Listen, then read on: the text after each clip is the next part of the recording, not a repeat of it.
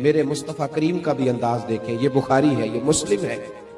हजरत अनस बिन मालिक फरमाते हैं कि हुजूर अलैहिस्सलाम ने ना सुर्ख धारीदार चादर ली और हुजूर ने कंधे पे रखी। सुर्ख धारीदार चादर नजरान से आया करती थी तो जरा सख्त होती थी, कुछ कपड़े सख्त होते हैं ना। फरमाते हुजूर गुजर रहे थे तो एक आदमी आया, भिखारी। उसने हुजूर की चादर को पकड़ा पीछे से, उसे तरीका नहीं आता ना अभी मांगने का। चादर को पकड़ के ना यूं खींचा हुजूर की तवज्जो कराने के लिए, जैसे कोई बच्चा किसी वक्त पीछे से पकड़ के दामन खींचता है, खींचा।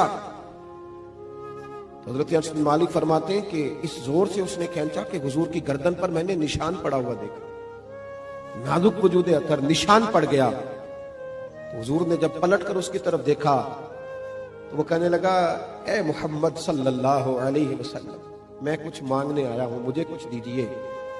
मेरा तो दरवाजा भिखारी जोर से बजा देता तो मैं उसे डांट देता। ये कोई तरीका है? खैरात लेने आए हो, कर्जा लेने आए हो? लेकिन जब उसने कहा ना हुजूर कुछ दीजिए, तो हदीस के लफ्ज ये हैं, फलतफता इलैहि फदाहिक। हजरत अनस कहते हैं कुर्बान जाऊं, महबूब ने जब उसकी तरफ देखा तो हुजूर ने मुस्कुराना शुरू कर दिया। ये बड़ा मुश्किल काम है कि कोई गले में चादर डाल के खींचे और इंसान मुस्कुराए।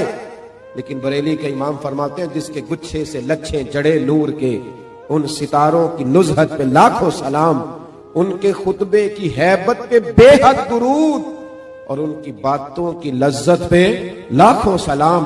और जिसकी तस्कीन से रोते हुए हंस पड़े, जिसकी तस्कीन से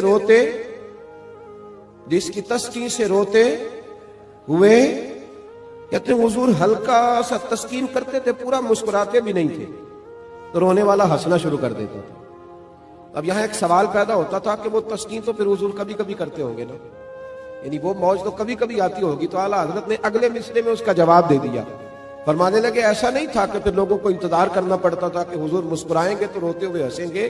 फरमाया नहीं, जिसकी तस्कीन से रोते हुए हंस पड़े